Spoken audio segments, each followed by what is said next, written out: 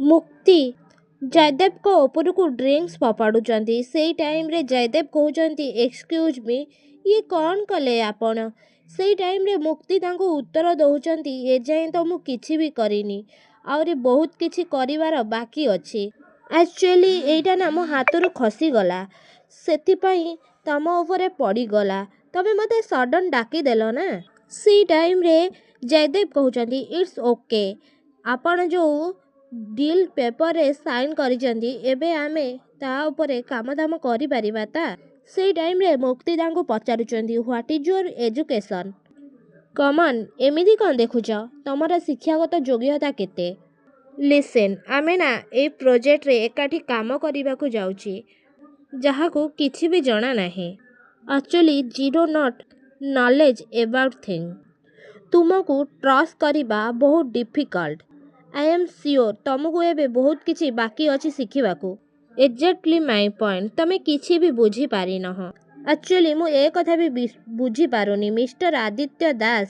ଆଦିତ୍ୟ ଦାସ ତମକୁ ଏ କମ୍ପାନୀରେ କେମିତି ରଖିଛନ୍ତି? ସେଇ ଟାଇମ୍ରେ ମୁକ୍ତି ମନେ ମନେ ଭାବୁଛନ୍ତି ଜୟ, ତମକୁ ଦେଖିକି ମୋତେ ଯାହା ଫିଲିଙ୍ଗସ୍ ଆସୁଛି ନା, ମୁଁ ଭାବିପାରୁନି ଯେ ତମେମାନେ ଏତେ ତଳକୁ କେମିତି ଖସି ଯାଇଛ। ମୋତେ ଲାଗୁଥିଲା ତମେମାନେ ମୋତେ ମାରି ସାରିଲା ପରେ ତମେ ଶାନ୍ତିରେ ବସିଥିବ। ହେଲେ କୁହନ୍ତି ନା କୁକୁର ନାଙ୍ଗୁଡ଼ କେବେ ବି ସୀତା ହୁଏ ନା, ତମେମାନେ ବି ନା ଠିକ୍ ସେମିତି। ସେଇ ଟାଇମ୍ରେ ଗାୟତ୍ରୀ ଦେବୀ କହୁଛନ୍ତି ଏ ପ୍ରୋଜେକ୍ଟର ଯାହା ସବୁ କଣ୍ଡିସନ୍ ମୁଁ ଆଉ ମିଷ୍ଟର ଦାସ ଆଉ ବ୍ୟାଙ୍କ ମ୍ୟାନେଜର ଆମେ ବସିକି ଡିସ୍କସନ୍ କଲୁ। ମୋ ଲୟର ଆଉ ବିବେକ ମିଶିକି କଣ୍ଟ୍ରାକ୍ଟ ପେପର ତିଆରି କଲେ। ତମେ ଯେମିତି ଆସିକି ପଚାରୁଛ ଯେମିତି ତମେ ସବୁ କିଛି କରିଛ। ତମ ଭଳି ଲୋକ ବି ଏମିତି ଦୁନିଆରେ ଥାଆନ୍ତି, କିଛି ନ କରିକି ବି କ୍ରେଡ଼ିଟ୍ ନେଇଯାଆନ୍ତି।